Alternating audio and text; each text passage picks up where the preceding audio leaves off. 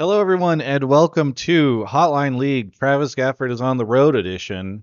I am in Seattle, Washington, and we've had some audio issues which have delayed the start of the Bite show. me. And I apologize because I don't sound as good as I normally do. And for some reason, even though Mark is in his normal place, he also doesn't sound very good. We don't know why, but it was either start the show or don't do the show. And we're doing the show. So apologies for that. Of course, shout out to Alienware for sponsoring the episode, making sure we can export and render and broadcast this on the road. In the first place, I'm doing this off an Alienware 17 or X17, and I've got Mark here, my constant co-host. How's it going, Mark? It's going great. I'm tweeting right now.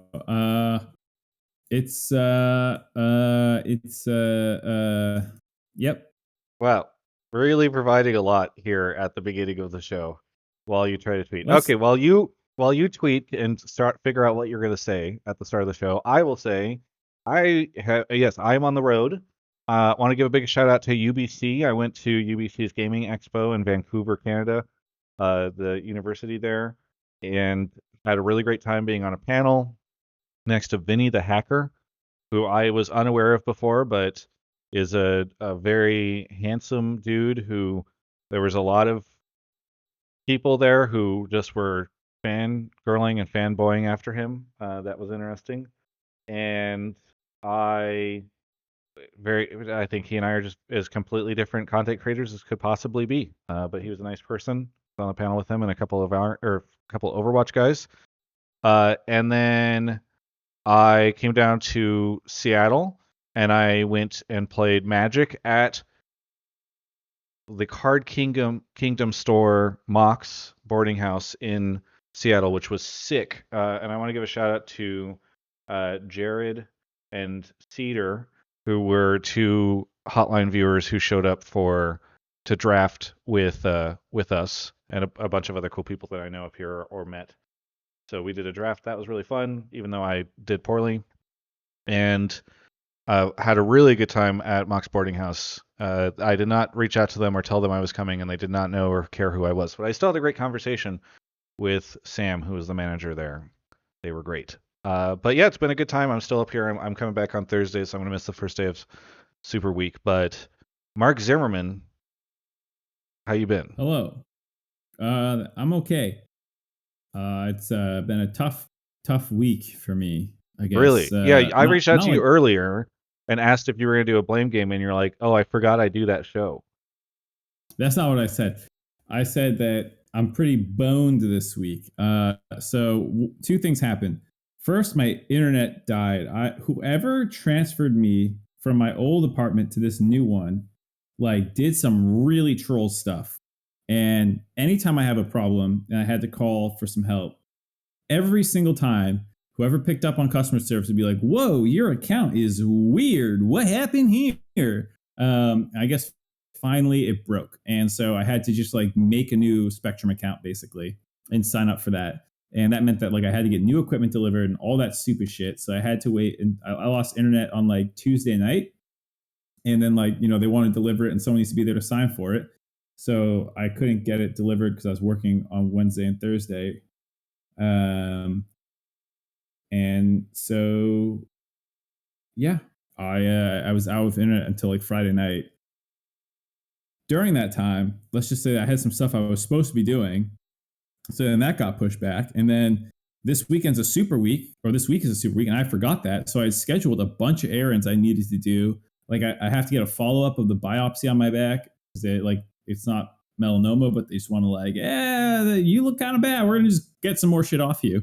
And then I'm supposed to pick up the ring because we returned that because we're getting it custom made. And just like a bunch of shit I was gonna do on Wednesday, suddenly I can't do.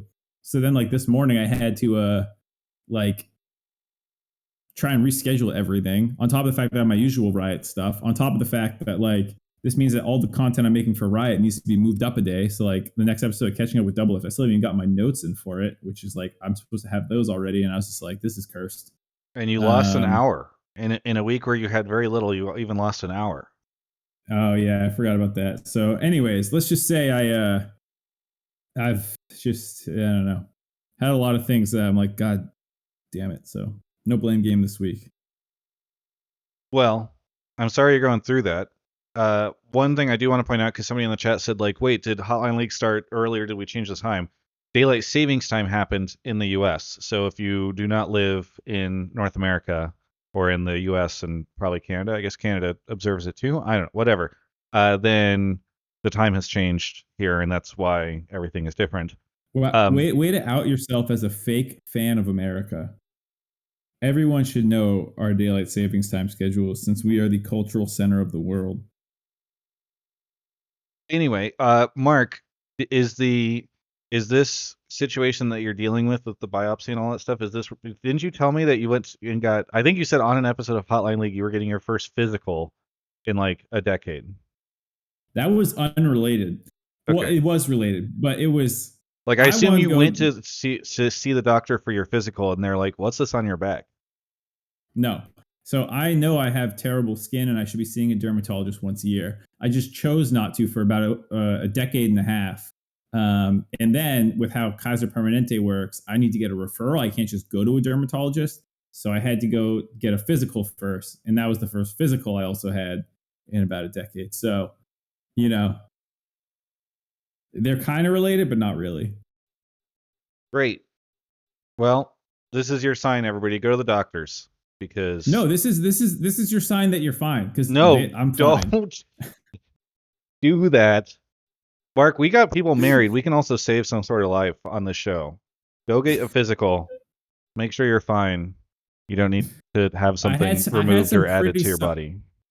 I had some pretty sus ones on there, and the dermatologist was definitely like, yeah, you should be coming a lot more often. And I was like, yeah. And he's like, you're lucky these weren't worse, or like that they weren't melanoma. And I was like, yeah. I need you alive. They're so weird enough that they want more. Because I need a co-host for the show. So if you die, well, it's not going to be like that sudden either way. You know, you'll find a replacement. I don't want to do the show with anybody else. Aww. Hey, stop biting my shit. Who else will be screaming at their cat in the middle of our conversations? I know, right? Who brings that level of professionalism where their camera's tilted and they're just screaming at their cat off screen? It's an artistic choice. This is why the people come here to watch. Yeah, we have less people showing up this time, so I wonder if that artistic choice is panning out. I blame the delay and the time difference. All right, well, anyway, we're going to have a bit of a shorter episode this week just because of audio issues and also starting late and all of the above. But what's been going on, Mark? I missed Friday, so take me through Friday. I know 100 Thieves is suddenly recovering. They got rid of their coach, and suddenly everything's good. They're a top team again. Yep. So Friday wasn't the interesting day. I think Thursday was, and you saw that one. Yeah, Thursday was like the TL upset. Yeah, 100 Thieves beats Golden Guardians. So the C9 with EG CLG game with the million pauses. Thursday was not interesting because of the amount of pauses during that day. I had to leave. I forgot that was also the pause day after like the fourth game or whatever because there was just so many pauses. It was brutal. Yeah, no, I forgot about all the pauses. So that part of the day sucked, but it was where there was a lot of really interesting things going on. So that was really cool. I think the not so cool part is that this makes it a really difficult playoff. I guess it is cool for people who like watching League of Legends.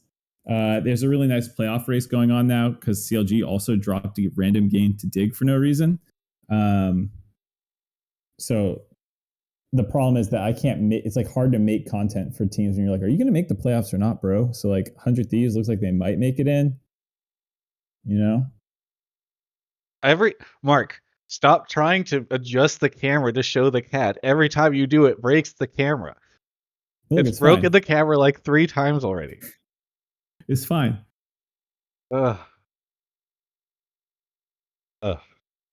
The show is off the rails already. We've got just audio. It's a podcast. It's a podcast. The visuals don't matter. Just keep talking. Yeah, the audio is already bad. So this is that's true too. Oh shit. Okay, so there's that. What are the? I feel like other than that, it's a pretty quiet week. From the look for the previous week, but looking forward to the next week, it's going to be it's actually there's a lot to talk about. But I don't know. Is there anything from this week that I am forgetting? Twitch chat, let us know. I don't remember if there's a big drama thing. I feel like a lot of the drama was in the game, like Ghostcrawler left. ARAM. Oh, I guess that's true. ARAM got turret rubble reverted. Oh, Yumi's really? back After and your she's still tweet, an abomination. It was apparently on the way out, anyways. you changed it.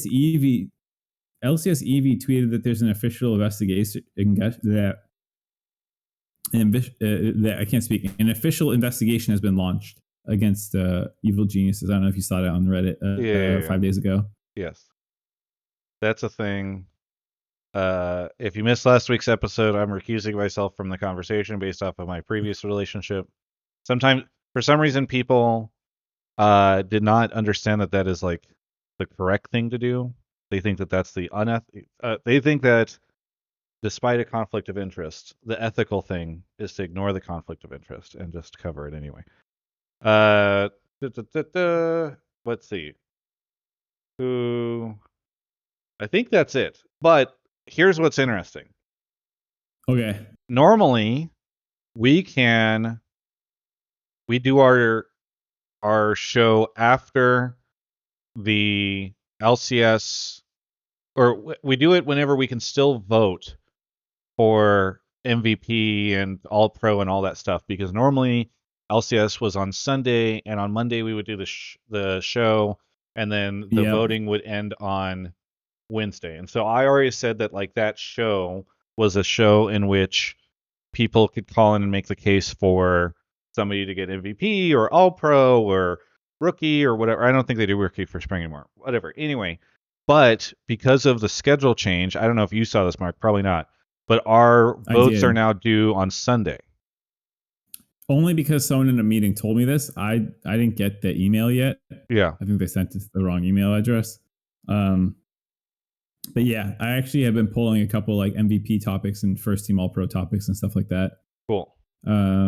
So yeah, this is the episode where I think we'll talk a lot about that, and then also we'll have discussions about where teams are going to finish, who's going to make it in, where things are going to go. Is FlyQuest on the fall? Like, actually, I think that is an interesting conversation where for a while I feel like C9's been on the upswing and FlyQuest has been looking a little bit more shaky, and finally I think we're at the point where there's a conversation to be had about which of those teams is better, even. So, yeah, I think there's a lot to talk about this episode, even if the past week has not had any big topics, if that makes sense. Yep. So, yeah. Either way, that's the episode. We're gonna get into it. Mark? Okay. Should I pull someone? Yeah, I guess it's go 7:30. We should start getting into calls. Yeah. If you're in the waiting room, please undeafen yourself. There's a guy called Manimal in there right now who is deafened. I can't talk to you if you're deafened. Anyways, I'll be back. Shout out to some folks who subbed. Thank you to everybody who subbed, starting with Postman, who was one of the folks at Mox this past weekend playing Magic with us. Cian Teal, Antwater, your Uwu Rusty Nerd, Sovereign, Walker is Duder for 1 year, Simon Please, Ian7J2, and Treethan. And it looks like Mark is he back? He is back with Omar. Omar's here. Omar, where are you calling from? I'm calling from Toronto, Ontario. Toronto, Ontario. And when Mark talks on Discord to you, does it sound scuffed? No. It sounds worse on Twitch. So confirmation then, not on my end. Yeah, we're not crazy. Okay. I mean, I guess it's technically on my end, but again, it's weird because I can't hear. Anyway, Omar, what do you want to talk about on the show? I want to talk about how FlyQuest is not going to make it to the finals this year, or the split, I guess. Ooh, okay, go ahead and elaborate. So, I think they had a great start to the split, but they're kind of losing games. They don't look like they're on the same page. Yeah, I don't know. I think they're I think they're just going to get knocked out by one of the teams that are in the race for playoffs. Like 100 Thieves is looking good now. TSM is pretty close. Yeah, FlyQuest is out. FlyQuest is out. Okay. Who do you think are the finals? Ooh. I mean, if you're not Um, predicting FlyQuest, it has to be C9 and EG, right? Yeah, You could probably be C9 EG. I mean, maybe GG or something can make a crazy run, but yeah, it's probably C9 EG. C9EG. Okay. Mark, I guess this is where we can yeah, have our FlyQuest conversation. How worried should FlyQuest fans be? relatively worried. Um, I feel like they are going to be a threat no matter what. Like, I don't think that they are not a team to be feared or anything like that. But I do think that they have been struggling enough that C9 feels like the clear best team in the league right now with the momentum that they've had and how dominant they've looked in their wins. I think EG, despite the bad weekend they had, JoJo was sick. Sven on broadcast mentioned they had COVID, so I'm sure that's something that was pretty common knowledge by teams and players and stuff. And then like the whole team didn't play in the studio on Friday, so like I don't know exactly what's going on there, but clearly they've been an up and down team regardless of any of that stuff. So, but everyone knows how good they are, and everyone in scrims is giving them a lot of scrim bucks. So, I don't know. I feel like FlyQuest fans should be worried that they are no longer like the clear best team like they were through the first round robin. But I think they're still in that like. I feel like there's a tier of those three teams. Golden Guardians is like their own B tier if they're all A tier, and then like C tier is a couple of these playoff bubble teams, like 100 Thieves, TSM, CLG, whatnot. So they're still like contenders. I don't think there's no way that they're making the finals. They might I, not, but I don't think there's no way. I want to give a shout out to the people who are hosting me. My friends just carried a golden retriever across the living room because they were so worried about the noise that walking through the living room with the dog would make. Did Anyway, you, did you tell them that your audio is shit right now, anyways? yeah, the audio shit right now anyway, so it doesn't matter. So is this also when we should have the Ayla Winsome conversation, or do we have another call for that, Mark? No, we can have it here. Okay, so You're an Ayla hater. I can smell it. no, I'm not an Ayla hater, but it is fascinating to me, like the fact that people were like they should keep playing with Winsome, and then Ayla shows up, and yeah, things have gone messier. But I don't know if like I just feel like the rest. I kind of have the theory that like the rest of the teams got better, and FlyQuest has not really gotten better over the course of the split, less than it's like the Ayla thing. But it is a little spicy, especially with like all the Vulcan drama. So You think that I there's a chance that maybe they could put Winsome back? I Or is think that too crazy? there's a chance, but like I don't know, like that's the really intriguing thing is like it would be pretty wild if they do for like the final weekend. I mean, they're fine in one sense, right? Like I don't know, the most that could happen I get how far they're 2 games ahead of because they Golden Guardians could. I don't think Golden Guardians can catch them. They're 3 games ahead already. They have 12 wins. Golden EG Guardians could has catch 9. them, right? If FlyQuest dropped I all mean, 3 of their games and EG won all 3. I mean, EG can catch them, but it's just swapping second and third then. So like if you were second place, you're gonna get EG anyways. Now you just lose side select. It's like not the end of the world. I thought does first still doesn't get to pick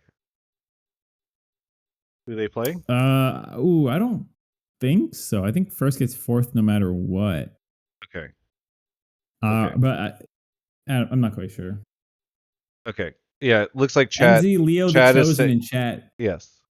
They're saying That first dude, phase you is can fourth, trust second him. phase is third. Okay. So okay, then I guess it doesn't really matter. I mean I guess they could get okay, who has the head to head right now between Fly and C9? I think it's 1-1. Okay. So we could get a tiebreaker. Yeah, we could. That would be hype. Anyway, okay, so back to it's the 1-0. Excuse me, it's 1-0. They're playing this weekend. I forgot. Yeah. That's the most hype match of the week. First match of the on Wednesday. Okay. Super week, baby. Let's go. Okay. So back to the would they put in win something? Mark, do you think there's any chance they put in win some? I think there's a non-zero chance they put in win some. I think it's highly dependent on the players themselves and how they're feeling, or at least like that's how I would do it if I was the coaching staff. Though I think sometimes, it's like there's sometimes promises that you make in the offseason when you join. You're like, oh yeah, you have the starting spot 100% no matter what, and you have to weigh those against like what the players are currently saying. There's sometimes more to it than just that. But assuming that the players are happy with Ayla, I think they'll stick with him. And if they all really want Winsome, they'll go back to him. I think one thing that we talked about this from out in the dive today too, but like one thing that happened earlier on this season is a bunch of teams that like FlyQuest wasn't that great in scrims and they were beating them quite a bit. It feels like something we've heard a fair amount through different sources is like that FlyQuest in scrims is not the same team that they are on stage. And so I think there's a chance that like the team themselves have more data about the struggles that they have. And like they were having those with Winsome as well. And so like, while you might be dropping a couple more games on stage, it sounds like the team did have some weaknesses before. And just because we didn't see them in the stage games didn't mean that they weren't there. And so there's a chance that the team doesn't feel like the Ayla swap is the like cause of the new losses as much as these other problems that they always had finally rearing their heads or something. So I think, that's another angle that could be something. Otherwise, I think, I think Winston might get a shot if they don't feel that way. If it's just like, wow, Ayla joined and now we're losing games and people feel like Winsome's better, I feel like he'd come back for playoffs. Is Winsome even doing good? I don't watch Salt League, so I don't know. I mean, me neither. I think FlyQuest on the Academy scene is fucking terrible. I think FlyFam is like, isn't FlyFam awful? Someone's saying that he's doing well. I don't know, but I thought FlyFam was god awful. People say he's doing really well, but that the team is not. Okay, yeah. Yeah, I mean that he's a support player, so if he joined, they're fucking 5-25. Oh no, that's FlyFam. That's not FlyQuest Challengers. Excuse me. He's on FlyQuest Challengers, isn't he? God, it's so hard to keep track of everything these days. Yeah. That's why I don't. Yeah. So FlyQuest Challengers is doing slightly better. Okay. So I guess I would ask you, Mark, when you watch one, is FlyQuest not good? And two, if they are not good right now, why? Because you're not doing a blame game this week, but they would be a good target for one. Yeah, I think so. I think that they are. I think there's a couple things. One, they sometimes had pretty slow early games, and they would just like, oh, Prince is at 2 items and we win the game now, kind of vibe in the first round robin. I think there were a lot of teams who were not playing that well at the beginning of that first round robin, like a Golden Guardians, like C9. I don't think C9 was playing bad, but they still had Diplex then. And their first time that they played FlyQuest was also that day where they had to go home for the studios, so like it was a weird day. EG's been up and down. So like, I think that the league has kind of leveled up potentially a little bit around FlyQuest, who always had these problems anyways. And like some of it is just like variance. So they probably won some more games. Yeah. So like they were 8-1. They realistically probably weren't a fully 8-1 team. Other teams have gotten better around them with M&S joining, and like EG can win any game if they just play well that day. And that they've always been like a little slow in the early game maybe. And like Vicolas had some up and down games. He was more up at the beginning of the split, more down now. Like I think we probably overreacted to their first good round robin. And to be fair, I was one of the people who was naysaying that first round robin a little bit. I, of course, was doing a little bit of like, will they go undefeated just to build hype for the fun of it? But then like when people called in on the dive and they were like, is this the best import class ever?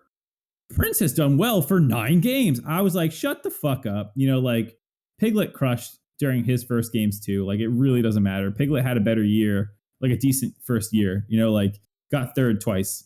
All right, let's see what happens with FlyQuest. They might just get third twice, and then you're gonna like be like, oh my god, insane. So like I think people really overreacted to how good they were doing at the beginning. I don't know if people. I mean, they looked really good in the beginning, so I wouldn't say it's like.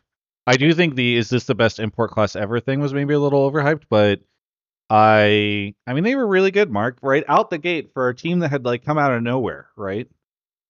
No, they were good. Don't get me wrong, but like I think it's fine to entertain the idea of like how good are they really? Can they get undefeated? That's all fun. But when people start saying that other stuff, I'm like, you're crazy. Also, Yeah, I like think Immortals had multiple 17-1 and 16-2 seasons. You know, like I think sometimes people just don't remember the history, and then they're just like, hey, this is good right now. Is this the best ever? And it's like, no, not even fucking close. I just think that like I agree with you because in some extent where even the FlyQuest players when I asked them like because people would be like, "Oh, they might be the best Western team or whatever." And like when I talk to them they're like, "Oh, you know, like they were obviously losing a ton of scrims and stuff and they're like trying to be like, "Well, maybe we're not that." So I get it. I do think that they were pretty explosive. Um I I'm super curious. Okay, back to the caller's point though, which is are they going to make finals?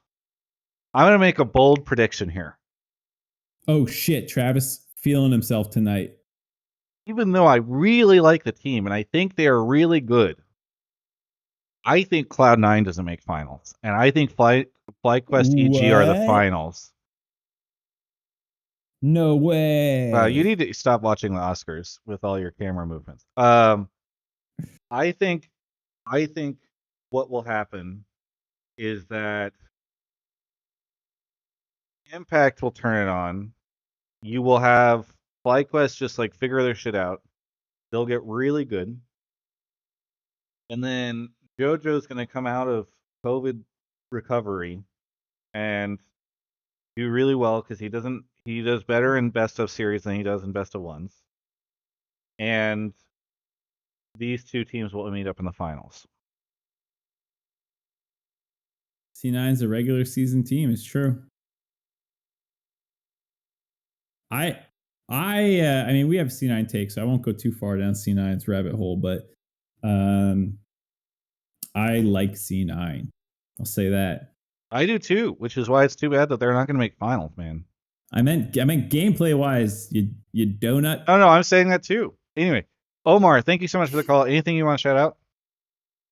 Shouts out Alienware and A Week in League on YouTube. Check it out. Thanks for having me. Later, Have guys. a good one. All right. Mark, you want to grab the next caller? Off he goes. Shout out to Flick Nickum, Ultimate Rush, ACGC, Immortal Scrub, Blue Jay, Zom Tachu Ticha, Freebird is the word, Steve Wisey, XZR Reaper, Knight of Rohan, Robert Bruce, Tom Shu, Donut, Freebird gifted a sub, Gengarifith, and Swede Be Good, Tushiro, Fizzlist, MyPS, Akarin Liberated, Generalt, Little Indian Man, and Hardstuck. Thank you all for your subs. Really appreciate the subs, folks. It's very much appreciated. I think we will probably have to go a little bit more community funded this year. Anyway, SyphroDaJake is here. Syphro, where are you calling from? Omaha. Omaha. I don't think we've had. I can't. I'm trying to think of the last time we had an Omaha or Nebraska caller. Anyway, what do you want to talk about on the show? So I think Fudge is by far the strongest candidate for MVP.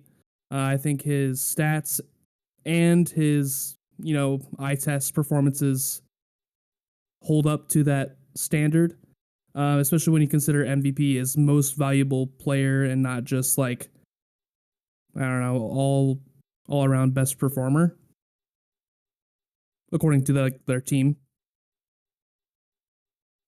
I really have liked Fudge's performance this year. It's good to see him back in the top lane. Obviously, we saw him last year in that way, but I feel like he's been doing a lot of work.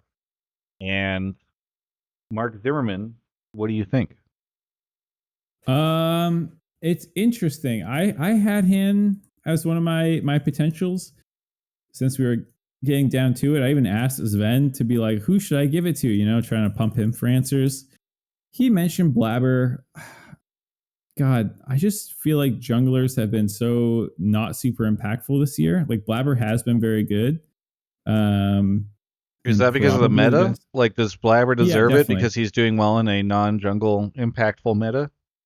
Well, when we had Sven on the dive, we kind of asked. He was talking about how like in certain metas, like some roles just naturally look better, like AD carry, and I was I'm pretty sympathetic to that. And then we asked him, like, does that mean that, is that a problem that those people win MVPs? He's like, no, it's just like how the game is, So like if you're playing the most important role in that meta and you're the best player in that role and you're on like one of the best teams, and like clearly you kind of deserve it, even though it is something that is somewhat time capsuled by having to remember what the meta was like then.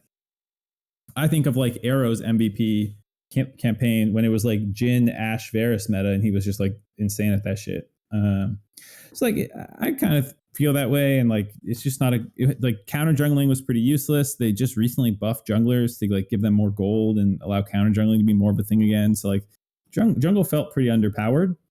It was just like you chain ganked and like try to get people fed, or you just played a tank and you play for team fighting. So like I don't know, it just felt hard to be impressive as a jungler and like feel like you were the reason that the game was like totally in their favor. Unless like you were again feeding the rest of your team a ton of kills, like which River did and Blabber kind of did, but Blabber's it's not like 100% his place. Anyways, point is to say, C9 is a very well balanced team. It's hard to pick out one member, unlike FlyQuest where it feels pretty easy to pick out Prince, or if you wanted the second one, it's probably Spica. I as good as Blabber has been, it's like M&S is like feels like the reason that they've suddenly like taken off to the next level, and like Blabber and Fudge were some of the reasons that they were so good before that. I just have a hard time with Blabber. Fudge is someone who I was leaning towards, but he also has felt a little bit more quiet as like the top lane meta has gone slowly more to tanks with like the Scions and Chos and stuff like that taking over. I don't know. It's just it's a hard one. Do you think that, or are we going to have another call about other MVP candidates? No, I think this is the MVP call if you have other thoughts. Yeah, I mean, I don't know if you feel like because they've sort of started to fall off that like there's no argument to be made for Golden Guardians players, but I know a couple episodes we were talking about Gori and River, and I've always been disappointed that it's just sort of like pick a player who's on the top team and give them MVP. And you and I have gone back and forth on this stuff in the past, but given how much Golden Guardians has overperformed this split, do you think there's still no case to be made for River or Gori? I don't think so. Gori's like a little bit more than River. I mean, their last couple of weeks have hurt the case a little bit. Maybe if they have an insane final week and I think they have a decent schedule. They can beat CLG, FlyQuest, and Dig. I guess if they beat CLG and Fly in like River hella pops off, you can like maybe start putting them in the conversation. But I feel like their last 2 weeks kind of grounded them back down to earth. Around week 5 was like the height of the Golden Guardians hype machine. They beat C9, they beat EG, the number 2, number 3 team in the league. It's like, oh fuck, these guys are legit. They lose to Team Liquid. They struggle super hard versus Immortals, grab that win, get blown out by 100 Thieves, and then they just kind of clapped up TSM. So 2-2 over that stretch, but not a super convincing one. So like personally, I feel like this was a bit of a comeback down to reality. And like, Sven is like the as he likes to call himself, the Golden Guardians hater. Yeah. And like, I'm not a full blown hater, but I'm not convinced that they have the best player in the league or anything like that on their team. Yeah. Yeah. I actually think it's going to be, I mean, we'll see how this weekend goes, but I feel like it's going to be really hard for somebody other than Prince to get it, unless FlyQuest has a big collapse for kind of the reasons that you pointed out, which is there's just not. You can kind of hem and haw about a lot of other players, but he's been so explosive and AD carry so impactful that I feel like a lot of people are just going to default to him. Yeah, I mean, I'm with you because the other team who's tied with them in the standings is C9. Like we said, they're extremely well balanced. And it's hard to feel like any single one of them is the reason that things are going well, you know? Yeah. Whereas like Prince is kind of a clear standout on his own team. Twitch chat's kind of pushing against us right now, saying that he's had a lot of issues in the second half. Do you think that's true? I mean, he had a bad week this week. I think this was the Lucian game week, right? Against Team Liquid, where he just kind of got fucked up. Yeah. Yeah, I mean, that was not a good game. But I would say like a lot of players have bad games. It sucks that it's coming right around the time when people are trying to push for them, but I don't know if that game was like substantially worse than the other players who had bad games. Like River had an awful game or two during that stretch where he was struggling. I don't remember if Blabbers had an int game. I'm sure if I went back, there was one or two. It feels like Blabber always has a game where the Blabbers it's crabbers like meme kicks in. one of those weird things where it's like if this had happened in like week 3 or like the last super week for one random game, would people even be talking about it? No, of course not. It's just because it's there right Yeah. now. I mean, leads the league in kills by 11. Doesn't have like a ton of deaths. Pretty reasonable. Near the bottom in deaths. Like, I don't know. Even with that bad game, it's not like he fucking into this face off. And he's had two different supports too, which I think is interesting. That's a good point. Yeah. On a Yeah, brand new I feel team. like even if you want to play the most valuable game, kind of like conversation, it's like over the course of the split, has anyone been more consistently good in their team fighting other than maybe Berserker? And like, would FlyQuest have won as many games without Prince playing Lucian and just like beating the shit out of people in some of those games? Like, I don't know. I think Fudge has been pretty consistent. I think Fudge has been extremely consistent, especially at the top laners. I think like Impact has kind of had an up and down sometimes. Same with Someday. Pretty much anyone in the top lane except Fudge. But even Sven doesn't think Fudge should get MVP. Syphro. I know. I was a little disappointed when I was watching that, and I really thought, I don't know if I thought he would mention Fudge, but I don't know.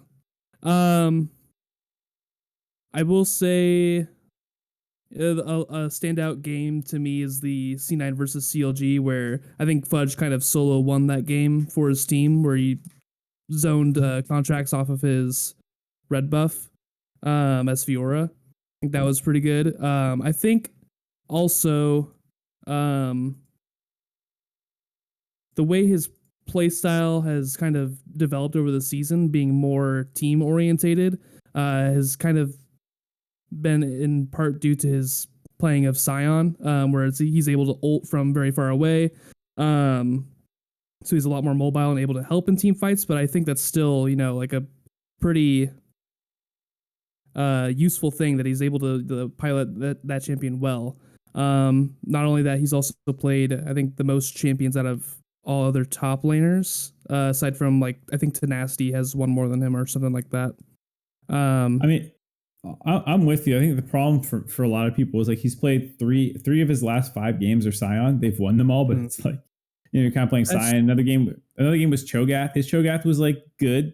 He missed a fair. Like they had that review afterwards where he was talking about his missed cues and stuff. But like, he played the game well. But like, it's just I think the Cho game was probably his worst of the split, if I remember correctly. It wasn't like awful, but it was like not great. Yeah, there was a game he got rolled against FlyQuest pretty bad where he was on Fiora. That was a pretty rough one. I think he had an okay lane phase and then kind of just got blown open. So he's good, but like, it's hard to think. I see where you're coming from. The other point that I was actually going to make on that is that in their 3 losses, Fudge has not. He's either been even or ahead of his lane opponent, which I think is a pretty valuable thing to have. So, and I don't think he's in any of his wins aside from the Cho game, he's really necessarily been, kind of meh. He's always been good at the very least. And, in some games like the Fiora game that I mentioned, I think he's been way high up there. But yeah, in all their losses, he's not the reason they're losing. I do want to move on because we've been on this for a little bit, but here's the ending little mini conversation we can have here at the end. Mark, is Fudge a shoe-in for first All-Pro?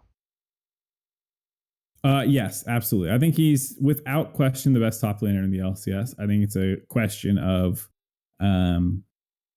is that enough to be an MVP in the current meta and like with how the season's gone? All right, there I'm you go, willing to accept Syphro. At that. the very least, you got that. Thank you.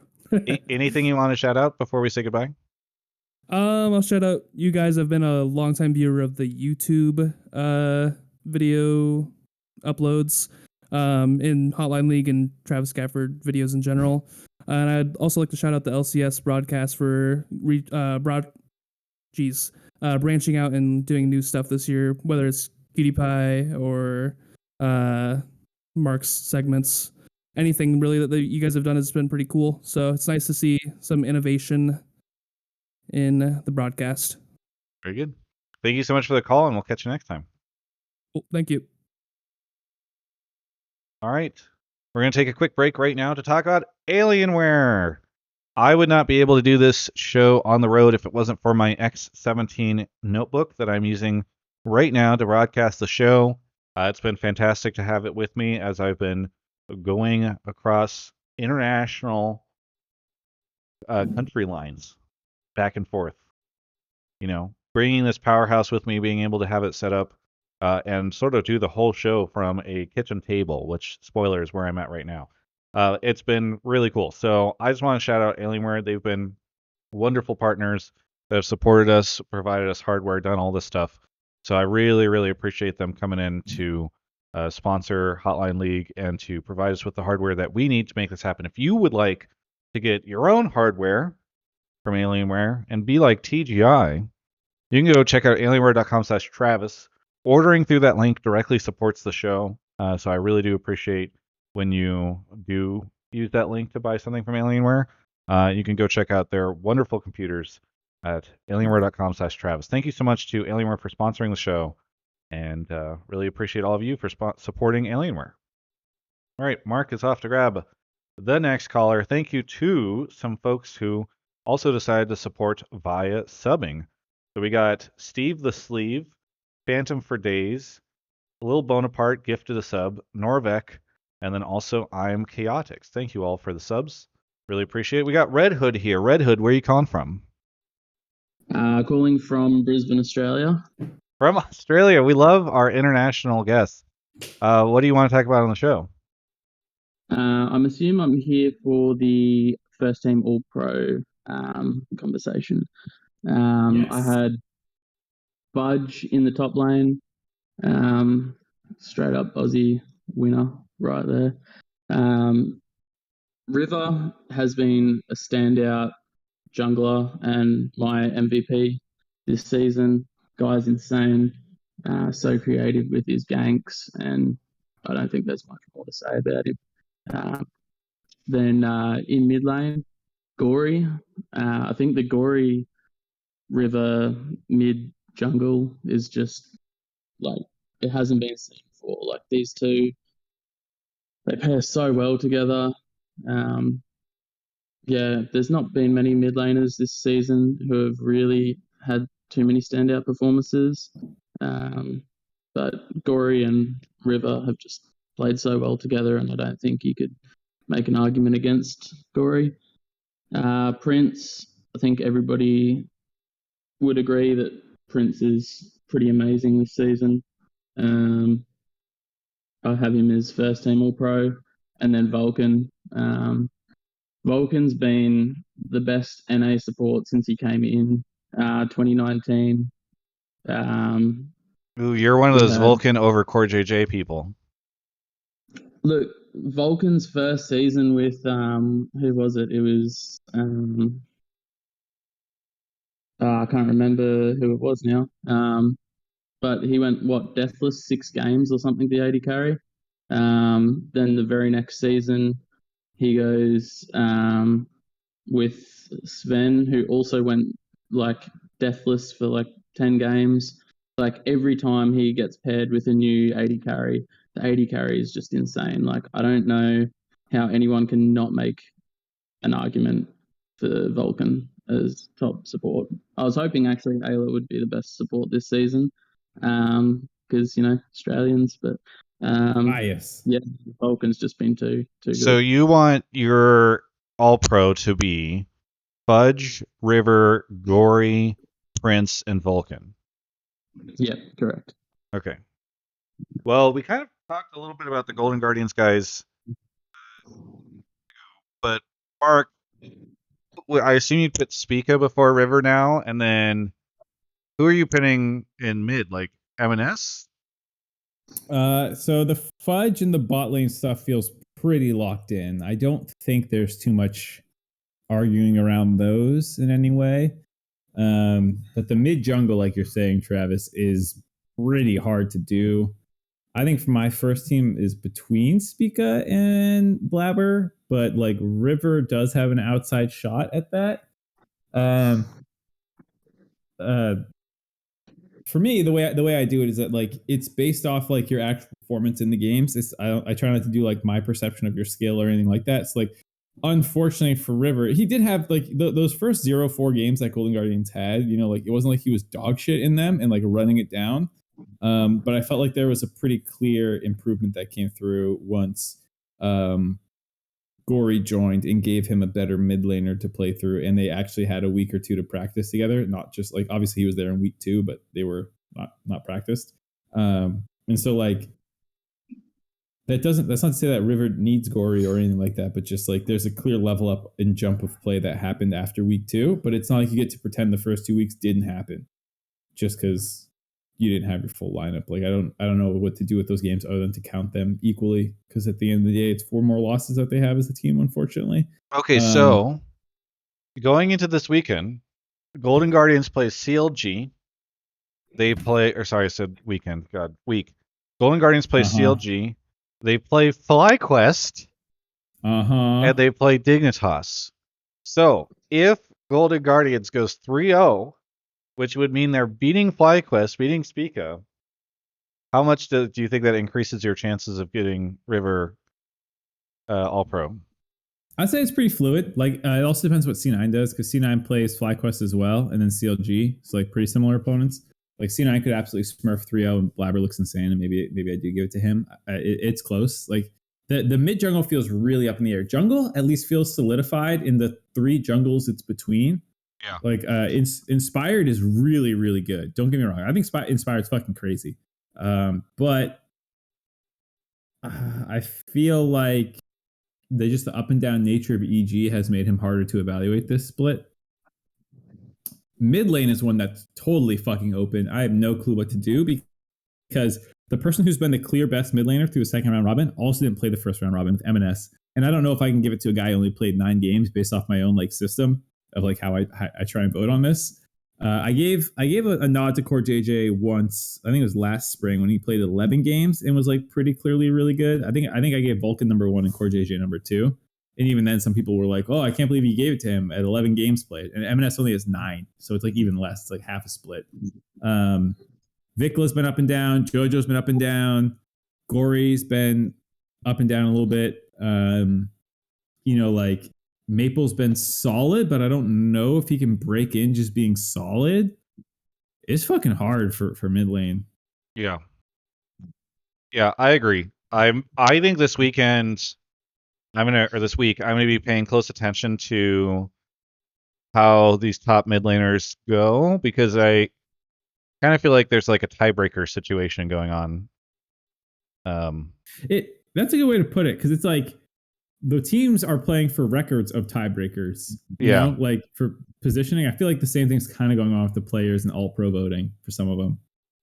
Mark, can I just ask, what do you think Blabber's done to really like be the standout of Cloud9? Because I would say Berserker and Fudge have had more of an impact on the wins, and now M&S who's come in, then Blabber has actually stood out, whereas I think River has made more of a impact in the wins that Golden Guardians have had. So I was kind of talking about this a little bit with the Sven interview, and you mentioned Blabber, and me personally being like, is Blabber really an MVP? Like, is any jungler an MVP? I don't know. I do feel like in the games that they win, River does feel extremely important. And I was leaning like personally like towards Fudge a little bit for like who I would give the most credit to on the team, because it's hard to go berserker when Prince just feels slightly better this split, and he's the one who's a clear standout over anyone else in his position. But as for Blabber and like what he does so well, I think he is insanely efficient with his time. I know counter jungling is not as important this split, but he still has pretty much the biggest XP leads and gold leads. The only other person is Spica, who's up there with him in terms of individual leads. I think he is really good about advancing his team's win cons. Like, I don't think chain ganking, like sometimes you can chain gank tank on tank and like get some kills and it's like great, who fucking cares? I feel like Blabber's ganks are very good about actually advancing how the team wants to win the games. So that's why I personally think Blabber has been very good. I think he also has, let me check his champ pool real quick. Maybe I'm crazy, but has he played more like team fight champions than some others? I guess he has a Rengar game, a Nocturne game, Elise game, Viego, Gragas. Yeah, he felt like he played champions that had good team fighting and did good things. Maybe I'm trolling, but like the Rengar game I remember and the Nocturne game I remember quite well. And I think it also is contrasted with Pioshik's Nocturne game, you know, in my head. Like that's fair, but like yeah, I feel like he's been good. I'm not sold at Blabber at number 1 in the jungle. I think that one, like I said, is kind of fluid. But I don't know. I feel like Blabber's really good. How far down on your 80 carry all pro list is Doublelift, Mark? Oh boy. Well, I feel like the top 3 are an easy lock of Prince, Berserker, Stixxay, probably in that order. Number 4. Probably FBI, and then Doublelift, probably. So top 5, Twitch chat. Is that what people are asking? Well, so they're just saying Doublelift is in top 5 or whatever. I mean, he's on that border. I think like Jan's been too inconsistent out of lane phase, though maybe I would have to look to see if he's actually been more dominant or I'm just remembering his Lucian games. Turtle's been good, but not nearly enough data. Luger's been really inconsistent. Some games he pops off, and other games I'm like, brother. So yeah, I feel like it's Doublelift. But I feel like I feel like people are surprised FBI is rated higher. FBI has been good, not like insane, but he's been good. He's also laning with Vulcan though. I mean, true, but Doublelift's laning with Busio. I'd take Vulcan over Busio. No. All right. Anyway, thank you so much for the call. It was kind of fun to talk about the different all pro stuff, Redhood, and I do appreciate it. It was a good talking point. Anything you want to shout out before we go on to our next caller? I'll shout out the Spawn and Papa Smithy car. That was just nostalgia, pure. Like, Oh yeah, that was cool. Oh, yeah, very of course you'd love Australian. that. Yeah. All right, thanks guys. Thanks so much, Redhood. We'll catch you next time. All right, Mark, you want to go grab the next caller? Sure. Shout out to Cool455, who says, shout out Seattle. Hope you liked it here. Yeah, I love Seattle. I come to Seattle. I used to come up a lot, and just throughout the years I've been there a lot. So, I really like Seattle. Part of the reason I was excited to go to Vancouver was because I figured I could drive down and come to Seattle. We're back. Fantastic. It's Manimal. Manimal, you've been in the chat a lot lately. Where are you calling from? I'm calling from Indiana. From where? Indiana. Indiana. Okay, and what do you want to talk about on the show? I want to talk about C9 Porti being wrong. The only thing that matters is winning, because players content and fandom will do bad if they aren't winning consistently.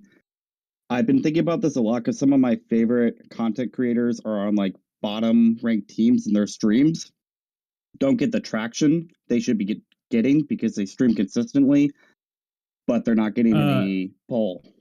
real quick, just in case people are not sure what you're talking about. I mean, it was a pretty popular tweet, but Travis, you know what he's talking about, right? The Portillo tweet, right? Yeah, I figure you might want to put it on stream for people who might not a little easy to do with complicated your to do it setup. with my current setup, All right, but I'll just read it then. Yeah. This is Portillo's take. It got 6,000 likes. and so, who's Portillo, relatively. Mark, for people that He's don't the know? C9 brand ambassador manager. No, he's a senior social media Steam. manager, but he's been around for a very, very long time. I've done an interview with him. He's a really known person in the space. So Yeah, especially around things like branding and social media. Yeah. In a lot of ways, he has given C9 their voice over the last decade, basically. So his take is pro players shouldn't be paid loads of money if they don't put effort on taking care of their image. Playing the game, practicing, and winning are not the only job of a pro player. Pros also have to work on their social numbers, personal brand, and content creation. That was his take. Okay. And Anyways, so you go ahead. disagree with this caller?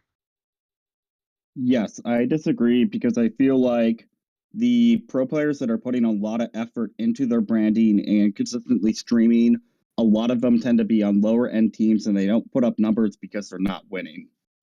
I could give examples if you want, or you can take the call. Like, take it as it is. Okay. But also, what about Prince? Yeah, I think Prince is pulling the numbers, but also he is on a top team, so it's easier for him to like pull numbers. I think there's a lot of lower team players. So, like for example, Blaze Olive or like Revenge stream really consistently, or they were until they were having like mental health problems and they weren't pulling in nearly the amount of numbers, even though they were putting a lot of effort into like having a social media presence and streaming consistently. I think like LCS fans don't care about how much effort you put into like trying to like build your brand. They care only if you're winning. They're only going to bandwagon onto you if you're winning, more or less. I just when I look at the Portillo tweet, like I don't feel like he's saying that pro players shouldn't try. Like I feel like you're kind of creating the false dichotomy here of, hey, pro players either put in the effort or they get good at being a pro player. He's actually just saying like that their effort into their image should be a component of their payment or compensation. So it's a little different, I feel like, than the argument or the conversation that you're trying to have. I think that's a good call out about like they're not necessarily mutually exclusive. It's not like even to the Prince point, sometimes he streams the game, sometimes he doesn't stream his solo queue practice. It seems like based off his mood and what he's trying to accomplish. And I think yeah, it's not like you have to not practice this hard to make content. Like T1 guys famously have a lot of content that they have to do, even though they're clearly a very hardworking team.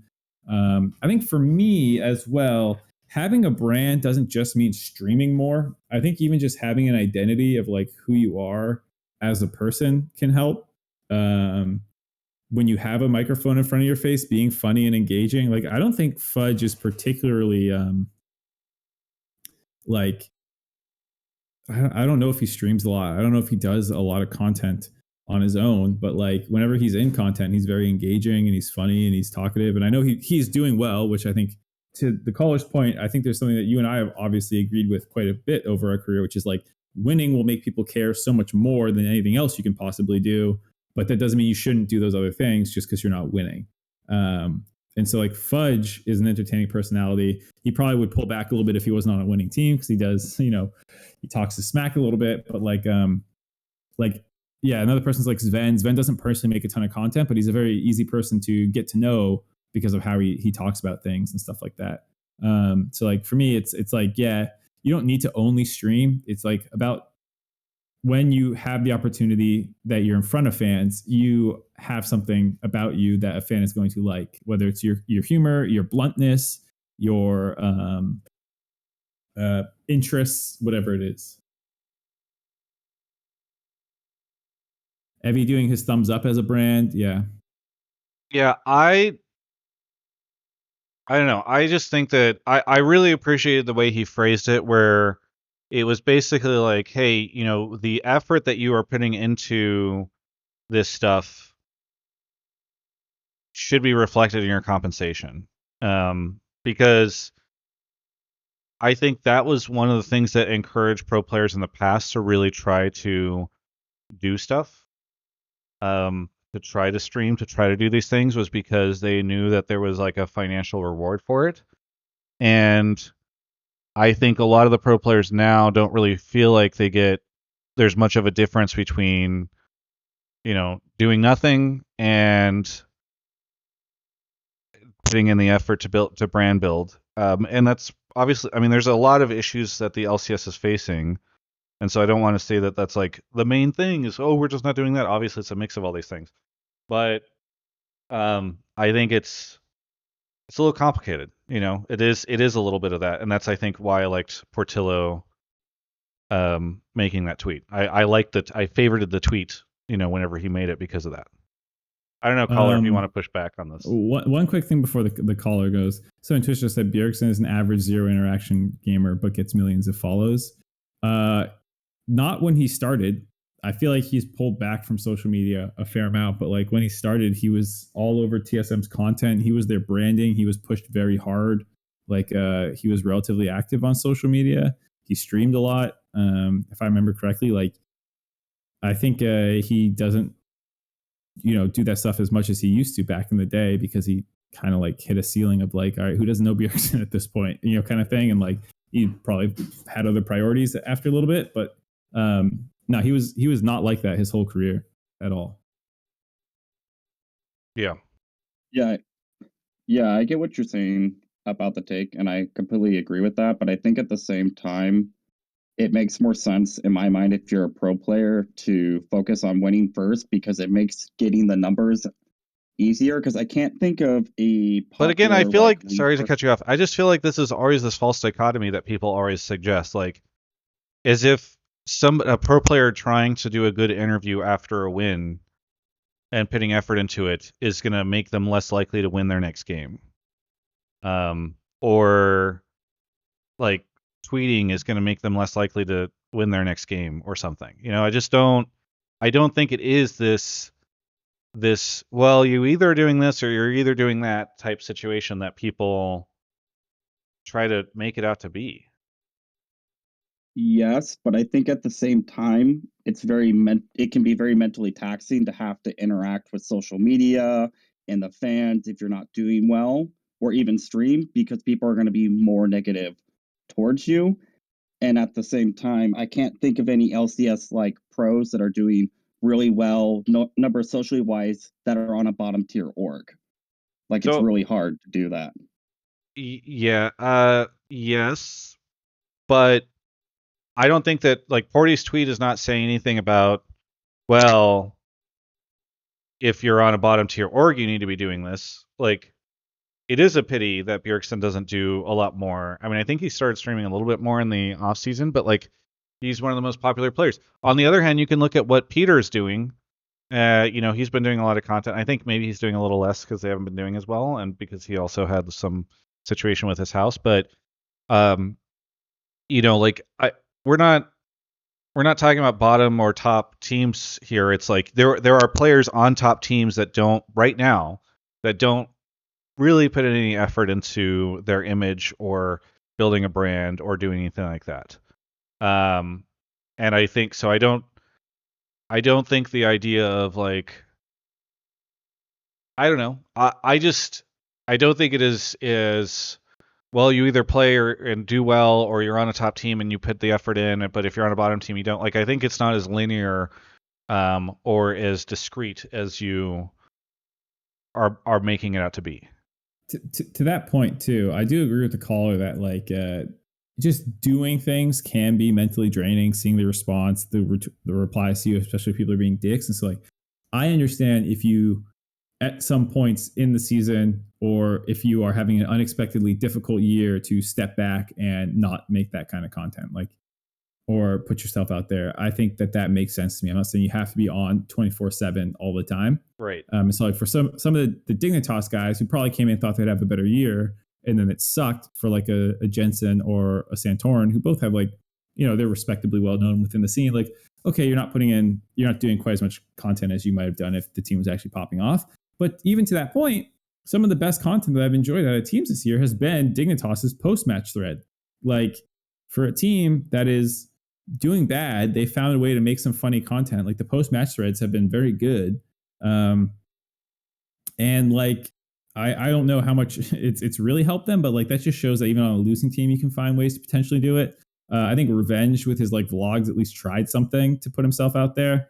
I think some other good examples, like even if you don't want to do all the work, like at Riot, we do want to put player personalities out there. And like, I don't know if you saw it, Travis, and what your thoughts were, but the tenacity piece about like the 10 essentials in his bag, like I thought that was a really good piece. And then when it went online, like a lot of people really liked it. I mean, you might think some people would be like, oh, what a loser. He cares about his hair. But like, that's his brand. Like it's much easier to push that identity of like who Tenacity is, because he has a brand of being like, he works out. He has a lot of like Gucci and LV shit, like I could find a comparable piece of content because I just watch so much content. Like it's very easy to be like, oh, he fits within this box. Like I can make content like that with him, and like with this person I can do that. But some people, they just kind of feel like I don't really know anything about you. Like how do I draw it out of you? I don't always know. So yeah. Yeah, I agree with that a lot. And so I just think, man, and no disrespect, Manimal, I appreciate you bringing this up. I don't. Yeah, to Mark's point, like there are a lot of different ways to build your brand. It doesn't always have to be you need to go on Twitter and reply to every hater whenever you're losing. It can be you agree to be in a Riot piece, because guess what? Like a lot of times players do not agree to do some outside content. You agree to come on Hotline League. You go tweet, but you just schedule tweets and you never look at your replies. You try extra hard in an interview to be entertaining rather than just going out there and being like, yeah, I think we're pretty good right now. Like you put the effort in, and you can choose where you put the effort in. You can ask somebody to help you get an editor to put, to tweet out videos that are big plays that you're making on your stream. You can do these different things. I think, is it Busio, I think, has TikTok, or no, maybe it's Tenacity. One of them does a bunch of stuff on TikTok, and like they've got an editor helping them do all streams and does a lot of stuff himself too. Yeah. So like, and again, will this make it work well for everyone? No, I don't think everyone's going to find success doing it, but I do think some pros will. I think a lot of them can transition into doing content if they decide they don't want to be a pro, if they've put in the effort and like learn this stuff. And I do think the league really needs it, because if none of these guys are going to put any effort into it, then like, why are we doing this? I don't know. Sorry, Manimal. I know we disagree with you, but I hopefully it was still felt like a good conversation. Oh, it was great. Yeah. Is there anything you want to shout out before we go on to the next caller? Yeah, I would love to shout out Emily Rand. I really missed the podcast you did with her last year. It was great. I hope to see her on more content. It's been really sad to not see her in a lot of content this year. Shout out Alienware. I'm planning on getting a new PC soon, hopefully, because I've been playing League on a Mac and it's terrible. So hopefully soon I'll be able to buy an Alienware. Shout out Mark for pulling one of my Twitter takes for the LCS show a couple weeks ago. I'm not going to tell which one because I don't want to dox myself, and that's it. Very good. And I'm sad that we haven't had Emily on. I've actually been trying to book her for a couple of weeks, but she has a scheduling conflict. A lot of people, we've been having a lot harder of time getting guests on the show, not because of people don't want to come on it, but because a lot of people have scheduling conflicts. Like Raz records Casting Couch now at this time, and like Emily's got a scheduling conflict. A lot of the pros are still doing scrims, and coaches and stuff are busy with that. So it's just been tougher, but hopefully as we head into playoffs, it'll be easier to get folks. So thank you, though, Manimal, for coming on the show, and we'll catch you next time. All right. Off to the next caller. We got 3 more callers for the show. Yeah, they do a show called Casting Couch, folks. I believe that's what they call it.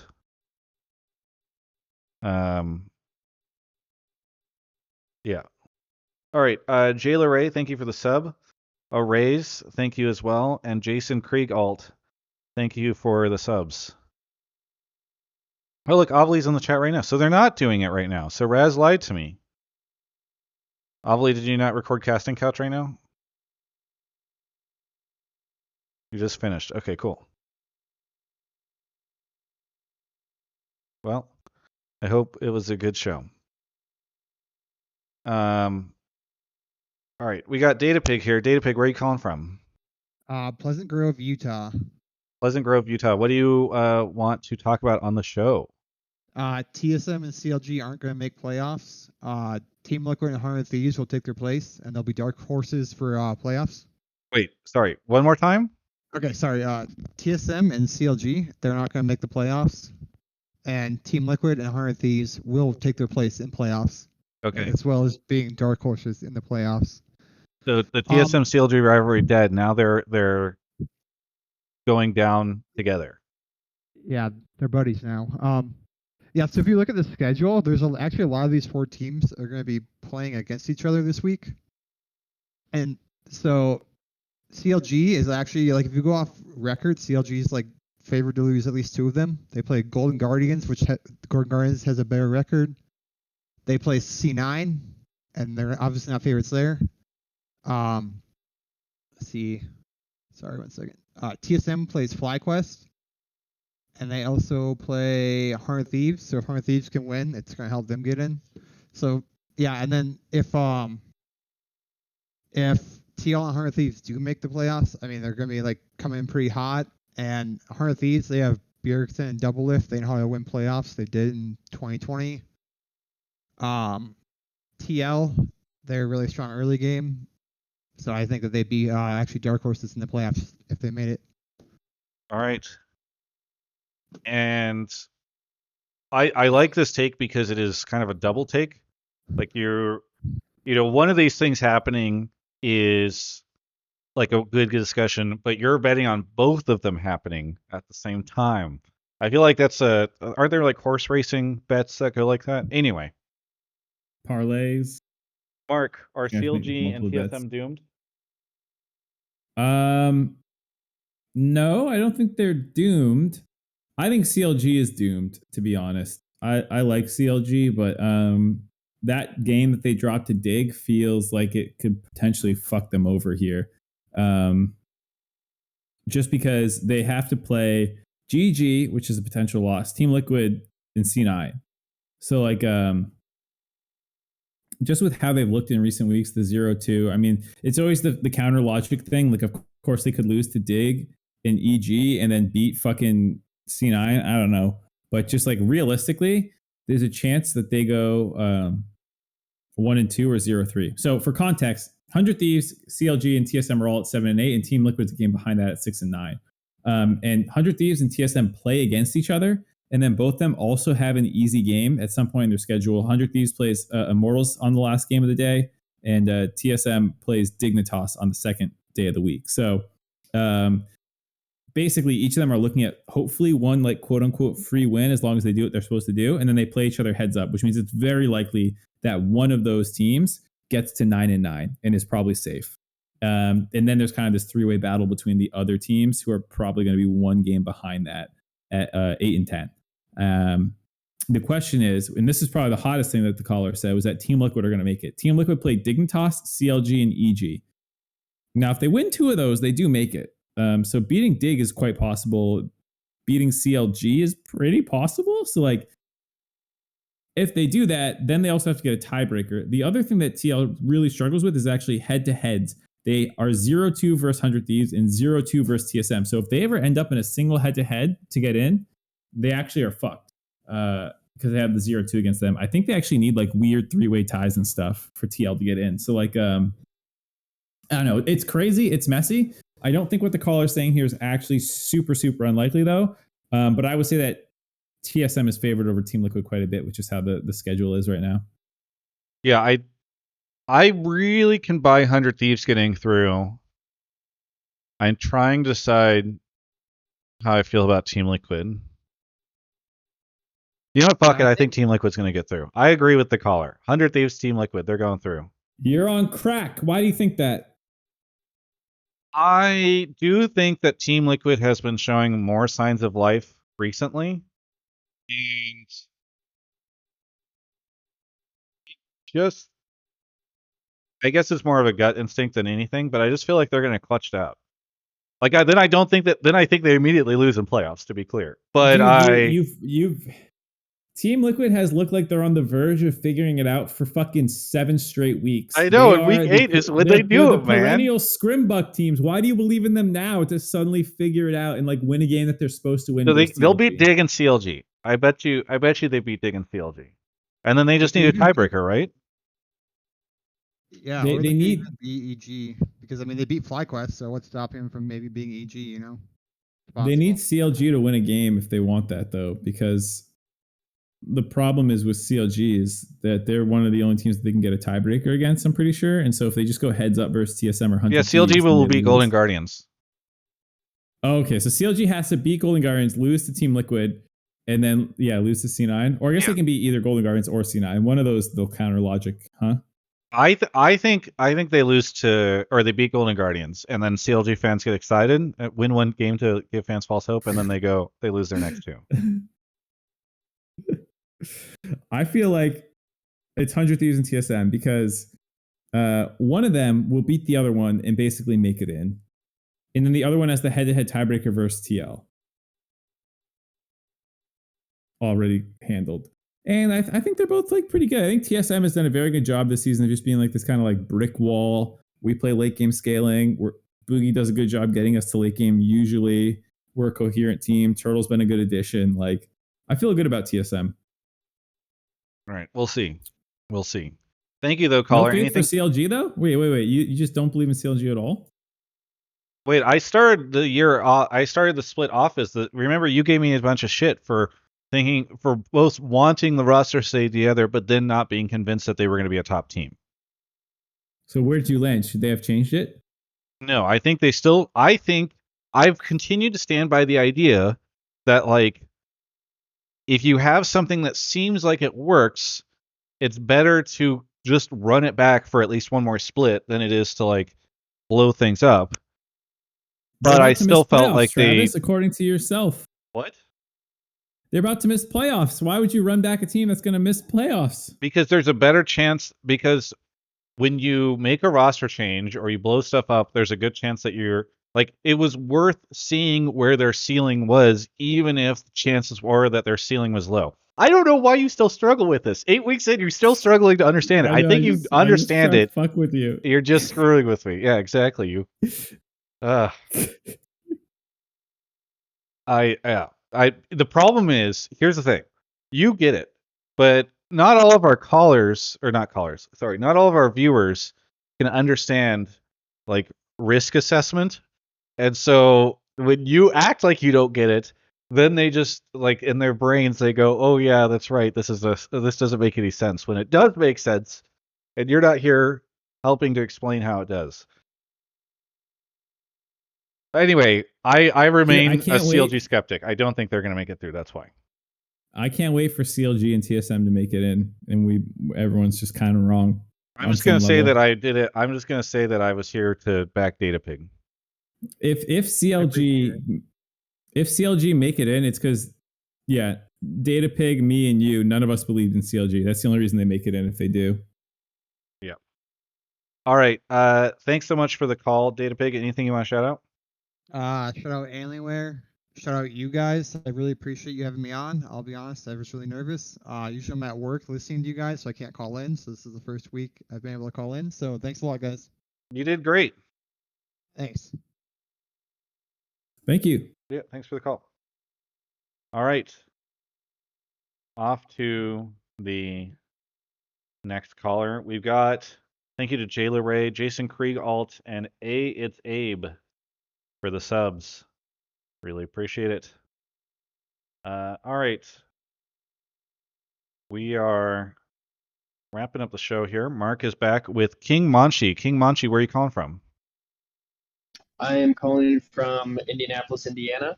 Oh, another Indiana caller. What do you want to talk about on the show? I'm here to talk about how C9 is about to finish up this regular season split with an 8-0 win streak, taking the longest win streak of the split, as well as I think M&S, as long as he performs this Super Week, will be MVP. So we start off Wednesday with FlyQuest C9, and then on Thursday they play IMT, and on Friday they play CLG. Based on my CLG hating that I just did, I have to say that the only risk for them is FlyQuest. So we'll know by Wednesday at 3 Pacific if they're going to go 3-0 and have that big moment. You know what I think? I think I agree with you, caller. I hadn't really done the math yet to say that they hadn't really done the math yet, but yeah, that's how that would go. Wait, you agree with the call that M&S is going to be MVP and first team All Pro? Oh no, I agree with the Cloud9 win streak part. Oh, well, yeah. That the other part didn't make any sense. I was paying attention to the relevant part of the conversation. The other part doesn't make any sense. Okay, I was like, what? You fully agree with the caller? Well, caller, how can you square the MVP of the league not playing for half the league? Okay, here's my reasoning. First off, for the winning against FlyQuest, all they have to do is ban a Moo and don't put Berserker on Jin. Those are my only two requirements. And two, for M&S's sake, I think if you disregard that first game where for some reason they put him on Victor against Gori and his nerves, I think that his value as a player coming in to replace Diplex have not only added a new layer of versatility to their entire game plan, but also gave Blabber a whole new way to play the map. He's invading more now since he's come in, and they're also able to flex pick more stuff like the Jace or the Tryndamere. I don't know if Fudge plays that one very much, but stuff like that is just making them a lot more versatile. Okay, and he's measured up a lot better in lane. First, before I respond to that, so made a good point. Travis, didn't you also say that C9 isn't making finals? Yes, they're a regular season team. Okay. Wow. I wonder if there's a world where a team could finish first in the regular season, but then not make finals. That's probably never happened in LCS history, right, Mark? Not that I'm aware of. Caller, how do you square away Gori having a very similar narrative storyline there? Because C9 was also still the second place team before M&S joined, and then like helped level them up to the first place team, you could argue. And I don't doubt that he's incredible and all that stuff. But like, at least narratively, Gori joined a team that was 0-2. They went 0-4 then, but then since then have been incredible and also currently have the longest streak in the LCS. It feels like he was instrumental in turning that team around. Whereas like they were already winning with Diplex, even though he was not being all that great. Okay, so I don't think C9 was the second best team. I think they were tied with EG, but EG kind of hard stomped them with that Tristana mid game. So I think they've actually moved from third, maybe even fourth. I think with Gori coming in, they would have been worse than Golden Guardians at the end of the season. So I think they've gone from fourth in terms of overall power to first.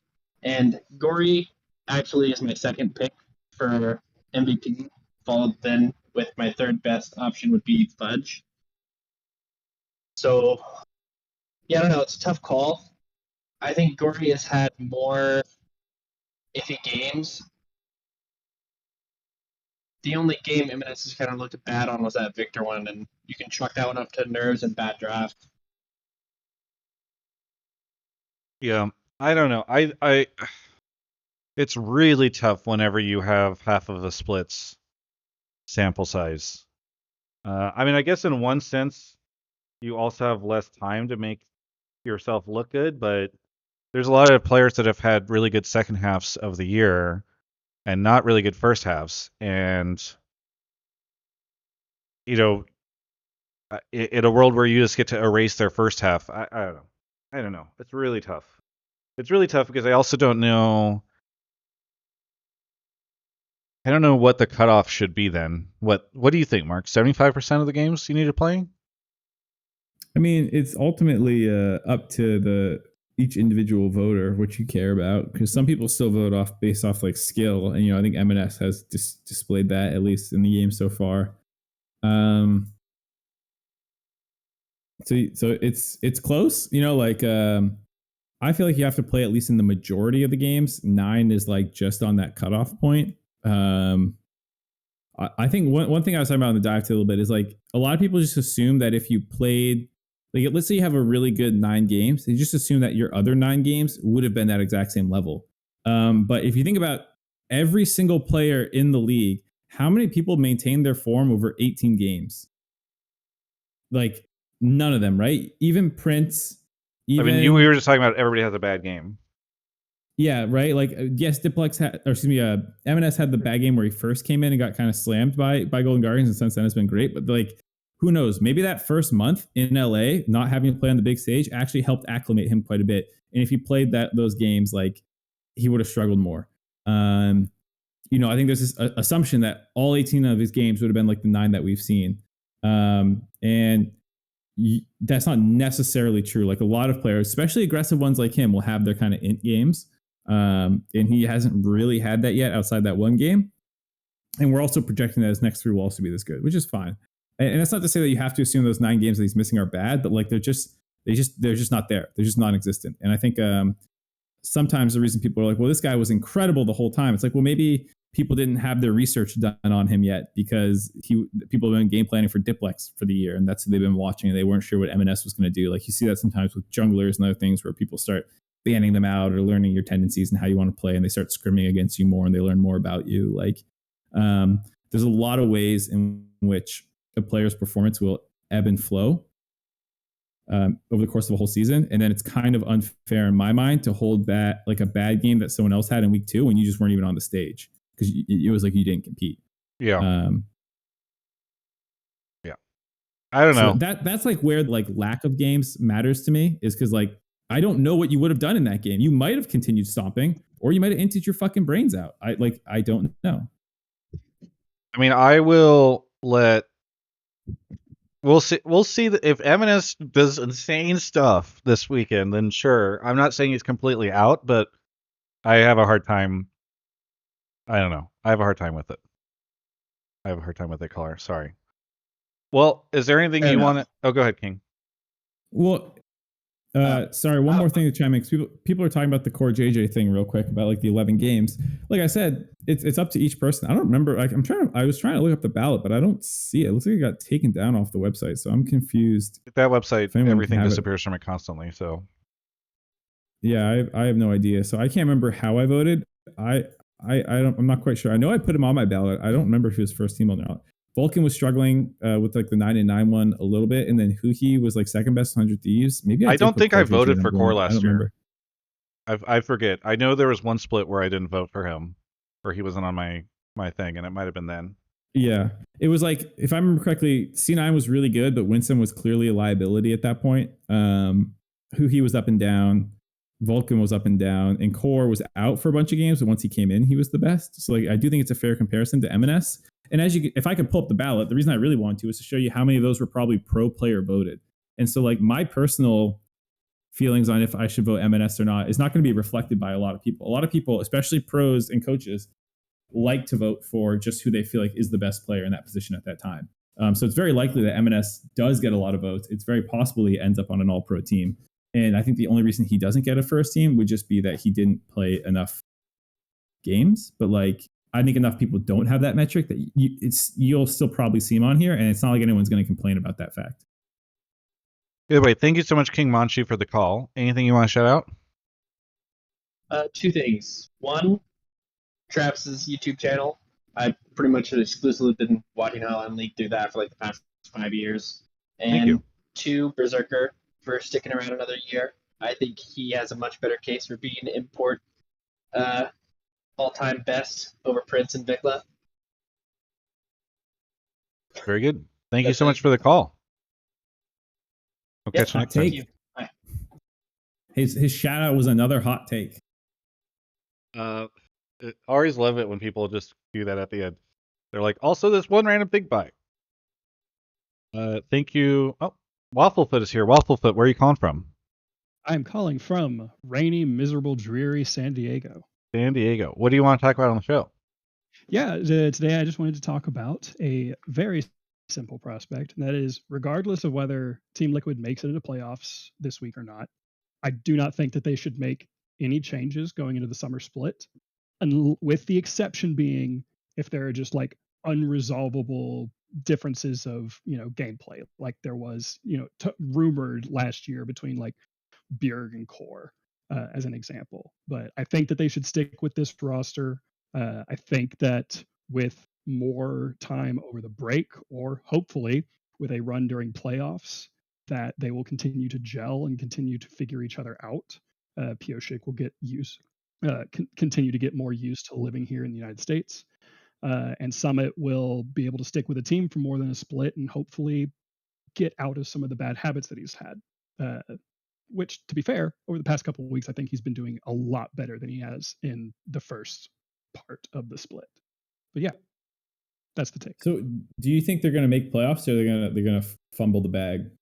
As someone who's followed Team Liquid since 2013, I'm prepared for the worst at all times.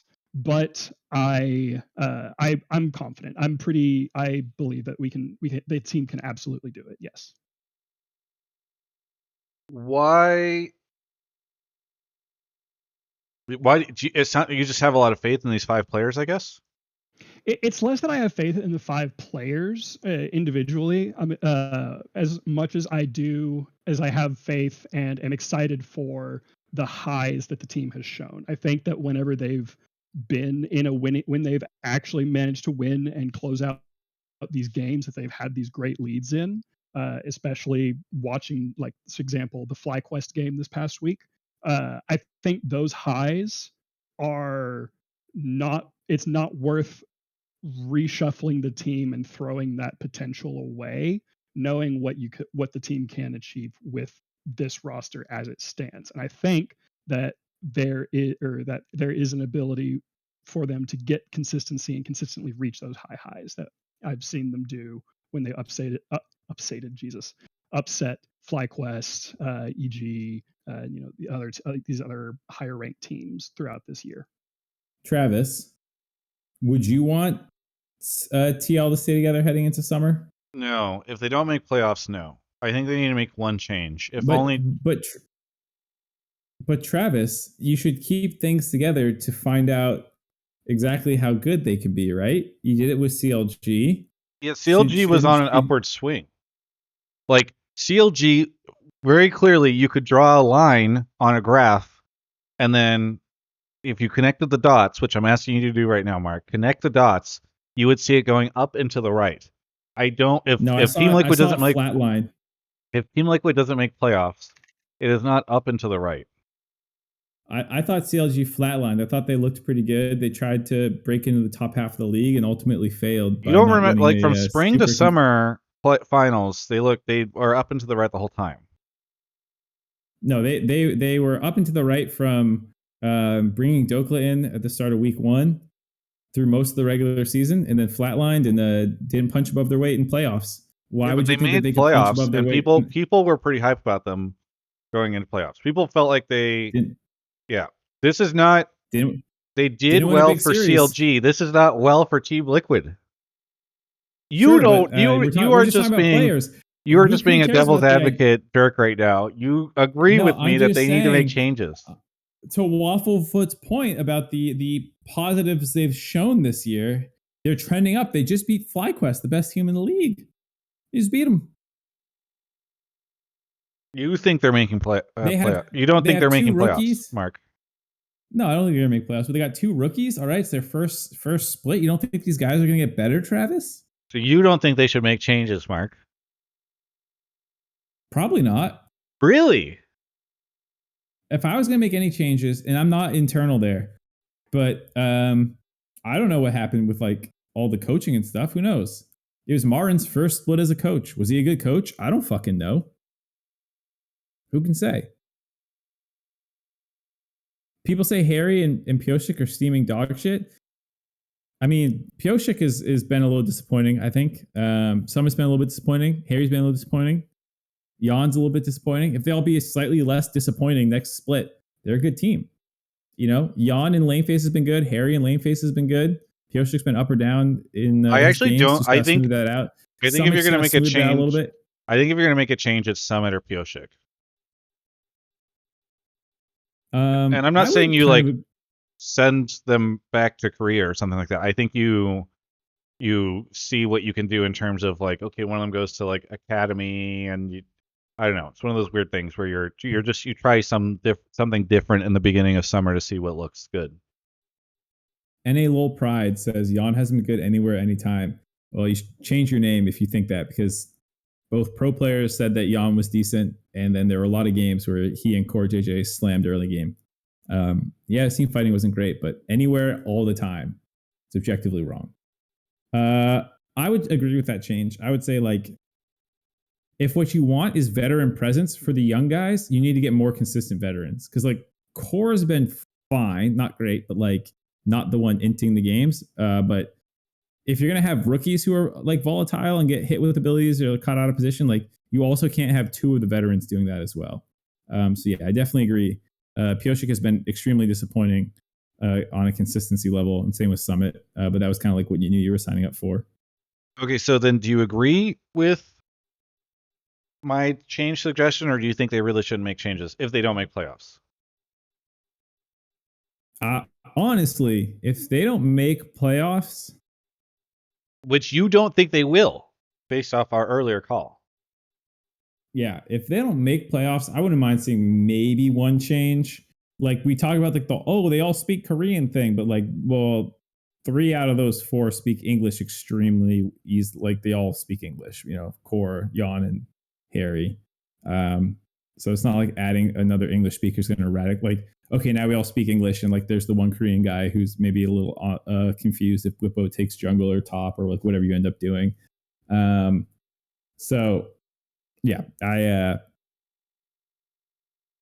think it's, but again, like, I would also, I don't know who's evaluating the coaching staff. I don't know who does that kind of shit, but have they been good? I don't know. The only team to make a coaching change thus far is 100 Thieves, but I doubt that that's the last one this whole split. I think Dodo's probably the one evaluating coaching staff, because when I talked to Steve earlier this split, he was at the LCS, and he was like, this is the first time I've been really, like, detached from the team.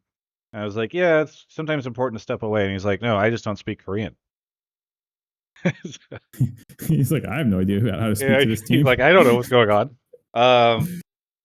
So yeah, I think that's probably, yeah. All right. Thank you, Wafflefoot. I know we somewhat disagree with you, but I think if they make playoffs, then you kind of evaluate how playoffs go. So that's kind of my threshold. Yeah, is playoffs or no playoffs. And I think it's all fair arguments. So yeah. But yeah. Thanks so much for the call, and we'll catch you next time. Oh, actually, do you have anything you want to shout out? I mean, of course, always got to shout out Alienware.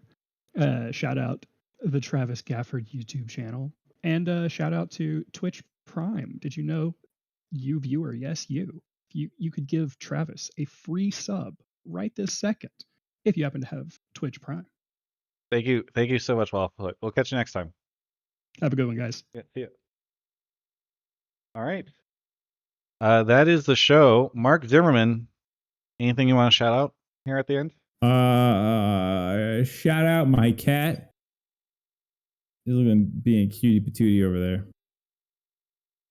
Look at that little cutie pie. Hi, baby boy. Hi. I get dinner soon. Yeah. Anything else, Mark? Yeah. Nope. Great. Anyway, shout out to UBC. I had a really good time at the Game Expo. Shout out to Mox Boarding House. I had a great time there. I will be back this week in California. So I apologize to everybody for the audio issues we had on the episode today. We just an artifact of being on the road, unfortunately, not being able to fix them in time. We did try, just so you all know. But yeah, thanks everybody for showing up. This has been Hotline League. We'll see you next week for the playoffs episode.